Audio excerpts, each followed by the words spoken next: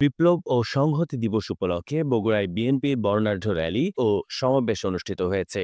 সংহতি দিবস উপলক্ষে সারা বাংলাদেশের ন্যায় বগুড়া জেলাতেও বগুড়া জেলা বিএনপির ঐতিহাসিক বর্ণাঢ্য র্যালি।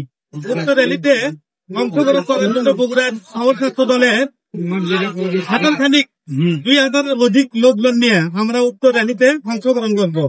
আর এই র্যালির মাধ্যমে আমরা একটা মেসেজ দিতে চাই, তরুণ প্রজন্মের পক্ষে হোক। আর দেশ নায়ক রহমানকে বগুড়া এখন থেকে রেকর্ড পরিমাণ ভোটের বিনিময়ে আমরা আগামীর প্রধানমন্ত্রী হিসেবে দেখতে চাই। এতে অংশ নেন বিভিন্ন উপজেলা থেকে আগত বিএনপির সহস্রাধিক নেতাকর্মী। জেলা ও শহর বিএনপির যুব দলের সাথে এই র্যালিতে অংশ নেন শহর ছাত্র দলের নেতাকর্মীরাও।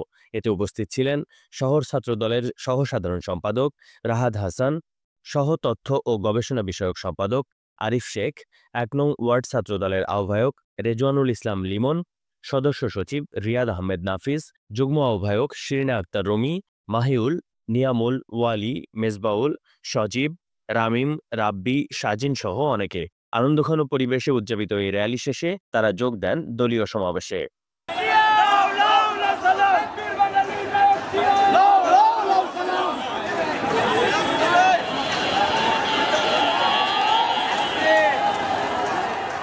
মেশকাতুল ইসলাম, চিফ টিভি, বগুড়া।